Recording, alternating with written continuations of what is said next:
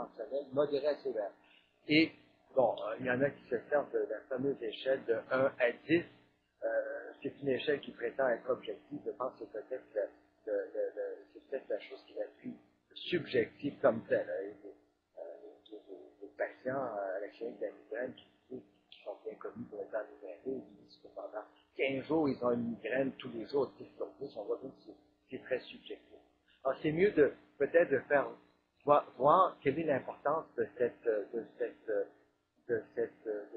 céphalie. Alors, normalement, les parents vous diront que l'enfant ne peut plus fonctionner lorsqu'il a cette céphalie. Il se couche de lui-même, il arrête son jeu, il pleure, et on voit. Donc, il faut, par d'autres questions, essayer de voir quelle est l'intensité de cette céphalie. Mais pour que ce soit qualifié pour une migraine, donc, en principe, il faut qu'elle soit modérée à sévère et aggravée par l'activité physique. Donc, 2 des 4 critères que j'ai mentionnés, et au moins un des symptômes suivants, nausées, vomissements. Les nausées, dans 90% des cas, les études de population importantes jusqu'à 90% des cas, les migraineux ont des nausées et 50% ont des vomissements. Et photophobie, phonophobie aussi, qui est très fréquent. Alors ça, ce sont pour dont la migraine sans aura. Ce qu'on appelait avant la migraine commune. On appelle maintenant la migraine sans aura. On a aussi des migraines avec aura. Pour qualifier, pour que le diagnostic soit définitif, il faut qu'il y ait au moins 2 épisodes. Et quand on parle d'aura, on parle donc qu'il y a une dysfonction très claire et très bien documentée d'une partie du parenchyme cérébral, que ce soit peut-être au niveau du tronc cérébral, que ce soit au niveau du cortex. La grande majorité des auras migraineux, c'est surtout des auras visuelles. Tantôt, je vais les démontrer et les expliquer de façon plus claire. Ça peut être aussi un aura qui est de type sensoriel. Alors, souvent, la patiente vous dira qu'il y a une hyménopsie, par exemple, d'un côté. Du côté de son hyménopsie, la patiente va aussi se plaindre d'une dysplasie des engourdissements. En général, ça affecte surtout la région périorale, la figure et le membre supérieur, beaucoup plus rarement le membre inférieur. Parfois même, ça peut être une atteinte de la motricité, une légère faiblesse. En général, la faiblesse, c'est une parésie, elle est très légère.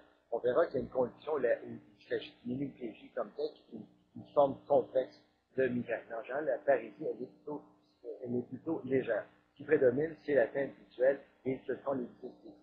Parfois aussi, si c'est du côté dominant, il faut se souvenir, et on verra tantôt la physiopathologie, comme c'est une atteinte du parenchyme cérébral, si c'est du côté dominant, on peut avoir des difficultés, on peut avoir une dysphasie, surtout expressive, essentiellement expressive, ça peut même aller jusqu'à l'aphasie comme telle. Et le début, en général, il est graduel. L'aura, en principe, doit durer moins de 60 minutes. Si c'est au-delà de 60 minutes, c'est atypique. Il faut se penser que c'est un processus expansif. Et avec, donc, normalement, entre l'aura et le début de la céphalie, il ne peut pas y avoir un délai de plus d'1 heure. Et donc, et bien sûr, encore une fois, ça va faire partie du diagnostic différentiel, il faut que toute autre étiologie soit exclue, tout processus intraparenchymateux, que ce soit un processus tumoral, que ce soit par exemple une malformation artério-veineuse, doit être exclu par le reste de l'examen. Quelle est la physiopathologie de la migraine? C'est un sujet qui est très complexe, c'est un sujet aussi qui est en voie de, on n'a pas encore le dernier mot sur la physiopathologie exacte. Oubliez, peut-être les gens de ma génération ou un peu plus jeunes aussi, oubliez la théorie vasogénique. Vous savez, il y a une théorie vasogénique, c'est une maladie des vaisseaux. Dans un premier temps, il y a une constriction des vaisseaux, il y a après une dilatation des vaisseaux. Oubliez cette théorie, elle est complètement abandonnée, complètement exclue.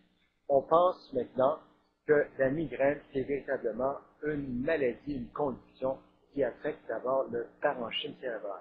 Donc, c'est le parenchyme cérébral qui est impliqué en premier lieu, et par la suite, il y a des conséquences au niveau vasculaire. Et donc, le premier indice, il y a une dépression corticale qui est propagée.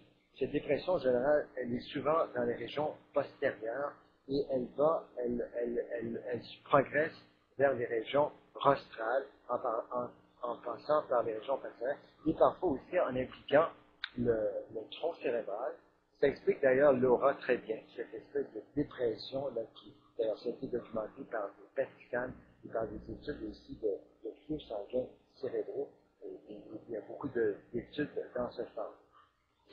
Cette dépression corticale provoque une cascade d'événements qui affectent le cortex, les méninges, le tronc cérébral, et en particulier certains noyaux du tronc cérébral, qui font qu'il y a une libération des neuropeptides vasoactifs. Alors, vous avez toute une liste, le glutamate, les prostaglandines, la substance P, le neurokinine A, la peptide liée au gène de la calcitonine, la sérotonine. Les neuropeptides qui sont les neuropeptides vasoactifs les plus importants, c'est surtout la substance P1, neurokinine A, et particulièrement le peptide lié au gène de la calcitonine. On verra que les nouveaux traitements spécifiques pour la migraine, qu'on appelle les triptans, ont un effet particulier au niveau des peptides liés au gène de la calcitonine. Et cette libération donc de neuropeptides vasoactifs amène une activation aussi des afférences vasculaires du trijumeau, et donc ça implique les vaisseaux de la femelle, de la glomère, des méninges, et en conséquence, il y a, là c'est secondaire, donc première atteinte donc parenchyme cérébrale, et par la suite secondairement une atteinte avec vasodilatation et aussi réponse inflammatoire dans la glomère. Quelqu'un même qui fait une crise de migraine aiguë, si on lui fait une ponction lombaire, on peut voir même quelques cellules dans les plis céphalochimiques. Donc, ceci amène la conséquence d'une augmentation du débit sanguin de l'artère méningée moyenne, une extravasation prodigue dans la glomère et libération des neuropeptides. Alors, c'est un enclenchement qui se produit, et donc une surproduction de ces neuropeptides qui sont vasoactifs, qui ont un effet donc sur les petits vaisseaux, sur les terminaisons nerveuses, et qui ont aussi un effet de type inflammatoire. Alors, dans la migraine, j'ai dit, il y a deux types de migraine, la migraine sans aura, la migraine avec aura. C'est très important de faire la distinction. La grande majorité des auras dans la migraine, ce sont surtout des auras de type visuel. Alors, on peut avoir deux types d'auras visuelles. Ça peut être positif, des auras visuelles positives, sous forme d'hallucination, ou négatives, sous forme de scotome. Ce qui est le plus fréquent, ce que la plupart des enfants décrivent, c'est des phénomènes de photopsie. Photopsie, qu'est-ce que c'est? Ils vont dire, j'ai des flashs lumineux. Ils vont décrire des points, des petits points de différentes dimensions. Parfois, ils vont dire que c'est des petits points qui sont lumineux. Parfois, ils vont dire que c'est des petits points de toutes sortes de couleurs. Parfois, ils vont dire que c'est comme des stries devant leurs yeux.